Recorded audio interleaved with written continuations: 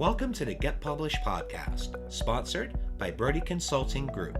To get more information about our coaching, publishing, executive ghostwriting, and podcast production services, go to getpublishedpodcast.com.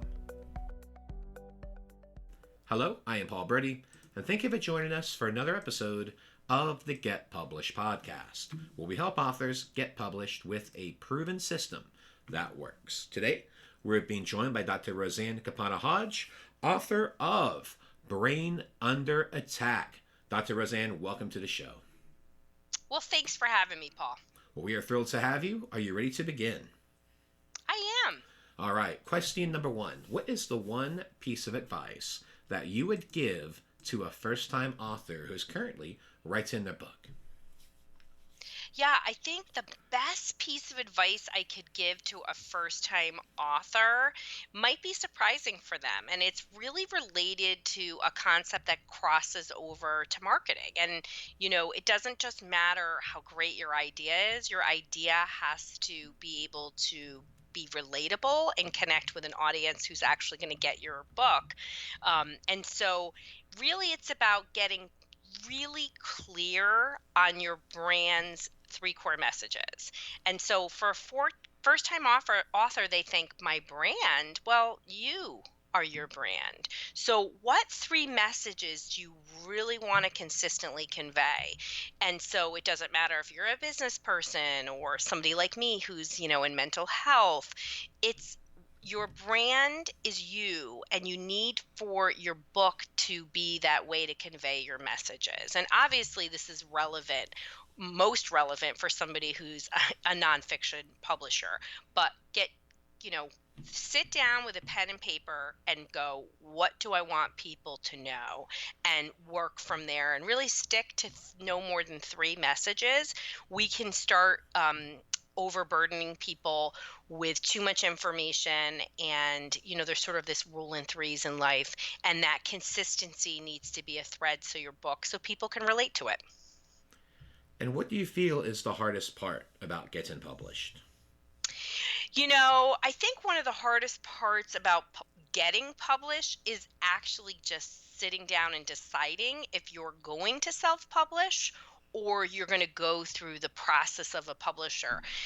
It's changed publishing. It used to be that, really the only way to get published was to seek out a publisher, or even at now some level of a hybrid. But, self-publishing, particularly through Amazon, is something that has made it where a lot of people can, share something in a novel or a book. And I think that's the hardest part of getting published, is just deciding which way you're going to go, and then really understanding and learning all the steps to that process.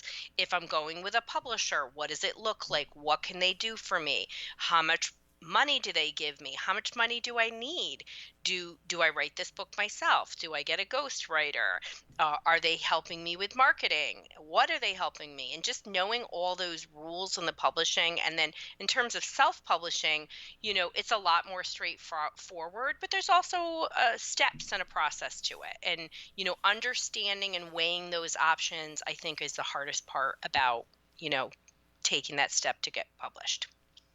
Excellent. Well, let's talk about marketing. So please share a marketing strategy that you have used in your book launch that has worked well. Yeah.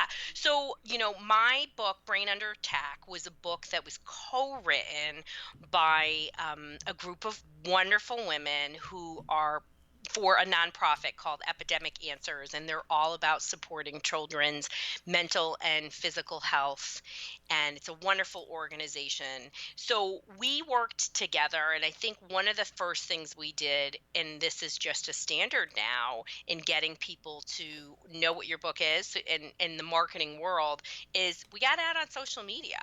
And, what does that look like? It means that you're writing posts that connect with the book, you're repeating those core messages.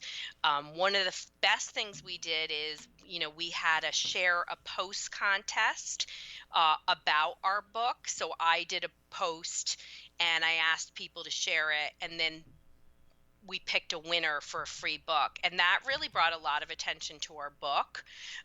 Certainly, one of the other things that I have done is we've done a lot of talks. We were able to do book launches. We got nonprofits to partner with our book and do bring in their own groups of people, and people bought our book, and that was a great way. And it was a great way to give back. And obviously, our book is about teaching and educating about PANS and PANDAS, a disease that affects children, to their mental health. And the last big thing that I've done that really has helped me not only sell the book, but distinguish myself as a leader because I have a book, is I hired a publicist. And publicists get you print and broadcast media when you can, and that's been a great experience. It is something that anybody can do as an author, and I would really encourage it. And I really feel like if you really want to get your book to the next level, it's a requirement. Well, what I found interesting too was the book project that you did. The nonprofit was actually the one that published the book. Yes. Yep, they published the book, and they, 100% of the proceeds of our book go to the nonprofit Epidemic Answers. Excellent. Which is also lovely because people wanted to buy the book because it goes to a nonprofit. Mm-hmm. Yeah, it definitely is a great way to do it, and the best thing is it's all given back, and the fact that a nonprofit was able to do it, that just shows it's going to the right way. Right. And actually, too, for an author, I had no expenses. Obviously, I gave of my time, which is pretty valuable. But when you're an author, it does give you a level of credibility. And so whatever industry you are, if you've written a book, it is helpful to leverage yourself as an expert in whatever industry you're at. Well, speaking of books, I'd like to know what is your favorite book and what was the number one thing that you learned from it? Yeah, so this is a great question because I actually don't have a favorite book. How about that? So I read all the time, and I'm a podcast junkie, and I listen to Audible. So my most recent favorite book, so what I tend to do is have books that I love until I find the next book I fell in love with. So my last book that was really impactful for me was a book called Run Like Clockwork. And Run Like Clockwork is a book that every single person that is a business owner, an entrepreneur, whatever you identify yourself as, is mandatory reading. And it's about how to automate your systems so that you can work less, right? So you can work smarter, not harder, and have greater impact, whatever it is in your business. And it just is this really simplistic system of automation. And it had a huge impact on me and reducing the amount of time, and also just getting rid of some things in my business that even though I thought I liked, were time consuming and didn't have a lot of return on investment, ROI. And so it was just a really instrumental book for me and helping me to get a little more clarity, even though I'm really great. I thought I was really great at creating efficiency. It was just a fresh outlook. So Run Like Clockwork, mandatory for any business owner, even if you are the only employee. It's a great book. And for a final question, what is your favorite quote and why? Yeah. So my favorite quote is from Maya Angelou. It's been my favorite quote for I don't even know how many years, at least 25 years. And it's when people show themselves, believe it. And so I'm all about keeping the right people in your life, in every aspect of your life. And so sometimes people show themselves in ways that are good and not so good.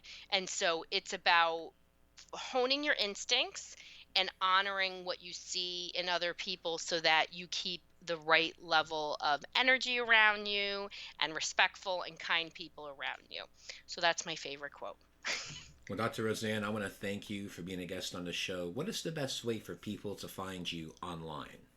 Yeah, my best way to find me is my website, and it's www.drroseann.com, DRROSEANN.com, and you can find me on Instagram and Facebook as Dr. Roseann and Associates, ASSOC abbreviation. Well, Dr. Roseann, I want to thank you once again for being on the show, and I wish you all the best in your author journey ahead. Thank you. Thanks again for joining us today. To learn more about how you can be featured in our brand new Get Published business book, go to getpublishedpodcast.com.